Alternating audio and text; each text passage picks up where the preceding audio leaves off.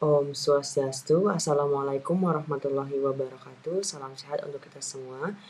Baik, mohon izin dokter, perkenalkan kami dari SGDA 10. Izin untuk mempresentasikan hasil student project kami yang berjudul Forensic Pathology Evidence Related to Respiratory Depression Intoxication. Selamat menyaksikan. Berikut ini adalah NIM serta nama anggota dari SGDA 10.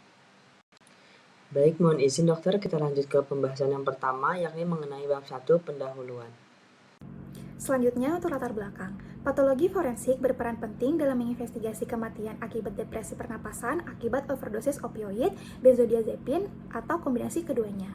Opioid mengurangi sensitivitas tubuh terhadap hipoksia dan hiperkapnia yang bisa menyebabkan kematian. Pada 2020, lebih dari 93.000 kematian akibat overdosis tercatat di Amerika Serikat dengan 75% melibatkan opioid termasuk fentanyl. Analisis toksitologi diperlukan untuk mendeteksi zat ini, terutama dalam kasus kombinasi dengan benzodiazepin.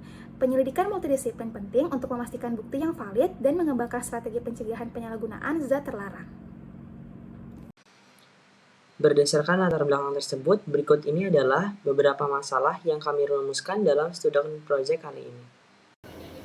Perkenalkan, saya Ngurah Arya Mahadipaka dengan 3 digit terakhir 043. Di sini saya akan menjelaskan tujuan dari pembuatan student project. Yang pertama, untuk mengetahui pengertian patologi, untuk mengetahui peran patologi forensik, untuk mengetahui depresi respirasi, untuk mengetahui mekanisme depresi respirasi, untuk mengetahui faktor-faktor yang menyebabkan depresi respirasi, untuk mengetahui tanda klinis dan patologi respirasi, untuk mengetahui pemeriksaan forensik pada intoksikasi depresi respirasi. Kemudian di sini saya akan melanjutkan manfaat dari penulisan. Yang pertama ada manfaat akademis, di mana dapat memberikan pemahaman mengenai bukti patologi forensik yang terkait dengan intoksikasi yang menyebabkan respirasi pernapasan, lalu memperluas wawasan penulis dan pembaca tentang hubungan antara intoksikasi dan gangguan sistem pernapasan dalam konteks forensik. Kemudian dapat menjadi referensi untuk penelitian dan karya tulis selanjutnya yang membahas patologi forensik dan intoksikasi forensik. Kemudian untuk manfaat praktisnya, yaitu dapat menjadi rujukan bagi tenaga medis forensik dan penyidik dalam menganalisis bukti patologi terkait kasus intoksikasi yang mengarah pada depresi pernapasan. Kemudian yang kedua, dapat meningkatkan kesadaran di kalangan profesional medis tentang pentingnya pemeriksaan forensik dalam kasus intoksikasi yang berhubungan dengan gangguan pernapasan. Sekian dari saya, terima kasih. Baiklah, untuk yang kedua ini kita akan membahas tentang bab 2, yakni mengenai kajian pustaka. Kepada teman-teman yang bertugas, saya persilahkan. Perkenalkan, nama saya Gede Pranata Prataman dengan 3 digit 195. Jadi di sini saya akan menjelaskan definisi patologi forensik. Jadi ilmu forensik itu berkaitan erat dengan hukum yang ada di dunia, terutama dalam penyelidikan tindak pidana. Secara umum, ilmu ini merupakan penerapan disiplin ilmu untuk mendukung proses hukum dan keadilan yang ada. Jadi dari sejarah mencatat itu kontribusi penting yang dilakukan oleh Joseph Bonaventura Orfila itu pada abad ke-19 yang memperkenalkan pendekatan ilmu dalam kasus keracunan, disusul dengan pemanfaatan ilmu kimia, mikroskopi, dan fotografi dalam penyelidikannya. Seiring berjalannya waktu itu ilmu forensik berkembang melibatkan berbagai disiplin ilmu untuk menyelidiki kasus kriminal. Menurut Saventain, itu forensik merupakan penerapan ilmu pengetahuan dalam konteks hukum yang didasarkan pada faktor pengalaman dan logika. Lalu bergantung pada pengakuan atau kesaksian yang bisa saja tidak akurat, melainkan mengandalkan bukti ilmiah yang ditinjau. Ilmu forensik bersama dengan bidang lain seperti krimatologi menjadi alat penting untuk mengungkap penyebab kematian atau dampak kejahatan secara ilmiah, mendukung penegakan hukum yang adil, yang lebih efektif dan adil. Sekian dari saya, terima kasih. Perkenalkan, saya Nyoman Alan Dharma Saputra Mulia dengan NIM Mahir 192 dan saya akan menjelaskan peran patologi forensik. Jadi di Indonesia peran patologi forensik ini semakin krusial dalam penegakan hukum.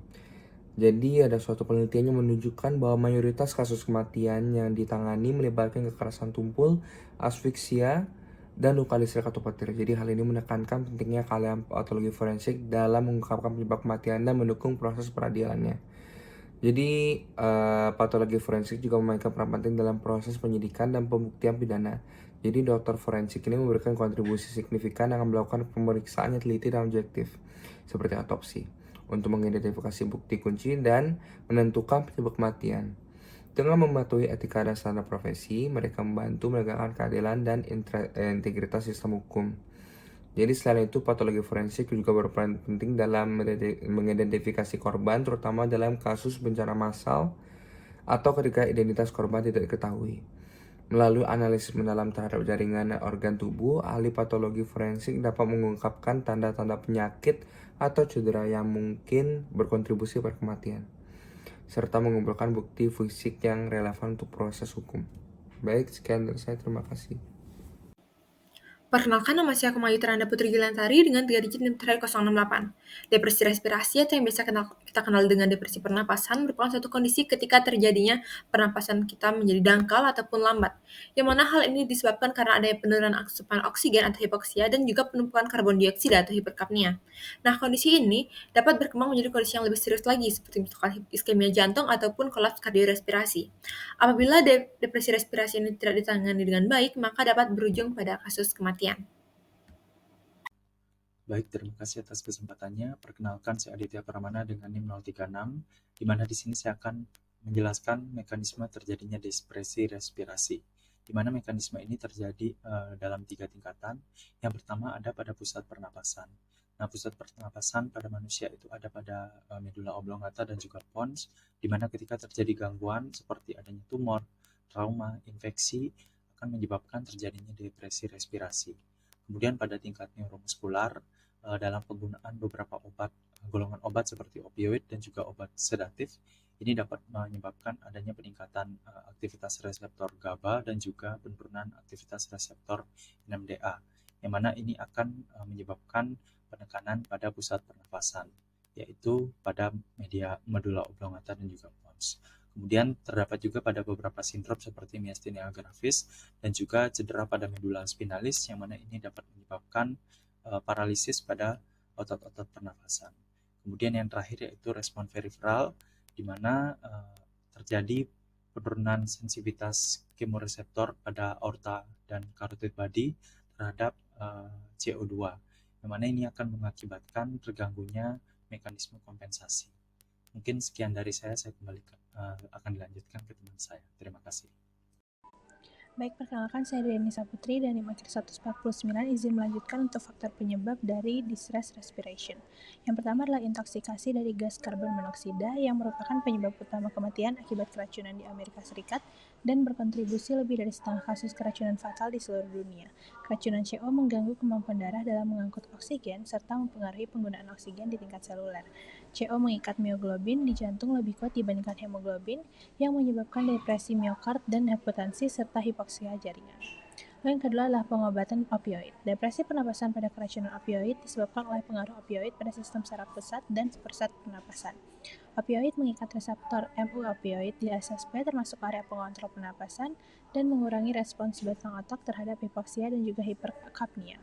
Hal ini menurunkan dorongan untuk bernapas, yang mana pada konsentrasi rendah, opioid mengurangi volume tidal, sementara pada konsentrasi tinggi, mereka menurunkan laju pernapasan dan juga volume tidal. Lalu yang ketiga adalah konsumsi alkohol. Alkohol merupakan depresan sistem saraf pusat yang menurunkan aktivitas neuron di batang otak, termasuk yang mengontrol pernapasan. Akibatnya, respons terhadap hipoksia dan hiperkapnia berkurang, mengurangi frekuensi dan kedalaman napas. Efek ini semakin berat jika alkohol dikonsumsi dalam jumlah besar atau dipadukan dengan zat lain seperti opioid atau benzodiazepin. Perkenalkan, saya Alanur Farika dengan 3 digit NIM T14 akan menjelaskan pada bagian tanda klinis. Beberapa zat, terutama obat-obatan penekan sistem saraf pusat seperti opiat, sedatif, dan alkohol sering menjadi penyebab utama gangguan pernapasan ini dalam konteks patologi forensik. Berikut adalah tanda klinis pernapasan yang umum ditemukan pada keracunan yang menyebabkan respiratory depression. Yang pertama ada bradypnea, yaitu pernapasan lambat. Yang kedua ada apnea, yaitu pemerhatian pernapasan. Yang ketiga ada cyanosis, yaitu kebiruan pada kulit dan selaput lendir. Yang keempat ada cyanostochastic breathing, yaitu pernapasan irreguler. Yang kelima ada pernapasan gargling atau stridor. Dan yang keenam ada kondisi hipoksia. Sekian dari saya, terima kasih. Baik, terima kasih atas kesempatannya. Sebelumnya perkenalkan, nama saya Muhammad Syafir Lukman dengan izin makir 227. Jadi izin menjelaskan untuk proses autopsi. Di sini untuk pemeriksaan eksternal biasanya ditemukan cyanosis pada jaringan kuku, lalu bekas injeksi pada ekstremitas atas atau lokasi pemberian obat lainnya. Untuk eksplorasi internal bisa ditemukan edema paru dan kongesti, lalu akumulasi cairan berbusa dalam sistem pernapasan, pembengkakan jaringan otak pada kondisi yang sangat berat atau lebih berat, bintik perdarahan mikroskopis pada pleura dan permukaan parenkim paru. Untuk analisis organ respirasi biasanya ditemukan di sini edema paru hemoragik, kombinasi stasis vaskular, dan emfisematus akut. Lalu eksudat berbusa bercampur darah. Di sini temuan terkait paparan yang toksik. Untuk bukti penggunaan substansi, di sini yang pertama lokasi injeksinya yang masih baru, lalu pembentukan trombus pada area injeksi. Lalu untuk keselamatan dan protokol pemeriksaan juga penting. Di sini penggunaan perlengkapan pelindung untuk mencegah kontaminasi, risiko toksisitas substansi yang mengancam jiwa, lalu protokol keamanan ketat untuk kasus intoksikasi intravena. Untuk dokumentasi dan keamanan, itu penting dengan syarat dokumentasi komprehensif selama proses autopsi, perhatian terhadap potensi kontaminasi zat berbahaya juga perlu diperhatikan. Mungkin sekian dari saya kembalikan ke teman saya. Terima kasih. Baik, perkenalkan saya Karina Samsur Dewi dengan 3 digit NRAI 072. Di sini saya ingin menjelaskan terkait analisis toksikologi, di mana depresi respirasi akibat intoksikasi adalah masalah serius dalam toksikologi, sering terkait dengan penggunaan propofol dan organofosfat, di mana propofol meskipun efektif sebagai anestesi dapat menyebabkan depresi pernapasan berat hingga hipoksia, terutama pada dosis tinggi atau penggunaan yang berulang. Sementara itu, organofosfat bekerja dengan menghambat enzim asetilkolinesterase, memicu gangguan pernapasan seperti bronkospasme dan gagal napas yang sering berujung fatal tanpa penanganan yang cepat. Untuk mendiagnosis dan menangani kasus ini, analisis toksikologi menggunakan metode seperti GCMS sangat penting, didukung dengan pemahaman farmakokinetik dan juga farmakodinamik. Evaluasi yang tepat oleh toksikologi forensik diperlukan untuk mencegah kematian akibat intoksikasi. Baiklah, selanjutnya adalah pembahasan mengenai bab 3, yakni penutup. Kepada teman-teman yang bertugas, saya persilahkan. Baik, perkenalkan nama saya Igede Teguh Hilastara Swandi dengan 3 digit NIM akhir 027. Mohon izin melanjutkan, di mana di sini saya akan menyampaikan kesimpulan dari studi proyek kami. Di mana di sini respiratory depression intoxication adalah kondisi ketika sistem pernapasan itu mengalami penurunan fungsi yang sering disebabkan oleh adanya penggunaan obat-obatan seperti opioid dan juga sedatif, di mana zat-zat ini dapat menekan pusat respirasi di otak yang dapat mengarah pada kegagalan pernapasan bahkan hingga kematian. Nah, dalam bidang forensik, pemeriksaan patologis dapat mengidentifikasi bukti yang mendukung diagnosis ini, termasuk perubahan pada organ tubuh seperti edem paru, hipoksia jaringan, dan juga tanda toksikologi spesifik. Investigasi kasus intoksikasi membutuhkan kerjasama antara ahli forensik, toksikolog, dan juga penegak hukum untuk memastikan validitas hasil penyelidikan. Hal ini tentunya mencakup pemeriksaan tanda-tanda klinis, patologis, dan temuan toksikologis untuk mendukung kesimpulan yang akurat. Selanjutnya, untuk saran, adapun saran yang dapat diberikan yaitu perlu dilakukannya kajian lebih lanjut dan lebih mendalam lagi mengenai peranan bukti patologi forensik terkait respiratory depression intoxication, sehingga nantinya investigasi forensik terkait respiratory depression intoxication dapat dilakukan secara efektif, memberikan keadilan dari sisi hukum, dan dapat membantu pencegahan kejadian serupa di masa mendatang. Sekian dari saya, akan dilanjutkan oleh rekan saya. Baiklah, mohon izin dokter, seluruh pembahasan bab 1, bab 2, dan bab 3 pada student project kali ini telah semua kita bahas. Kami menyadari dalam penulisan dan presentasi kali ini masih jauh dari kata sempurna. Maka daripada itu, arahan serta bimbingan dokter dari sekalian sangat berguna bagi kami. Semoga apa yang kami sajikan kali ini bermanfaat untuk para pembaca maupun pendengar.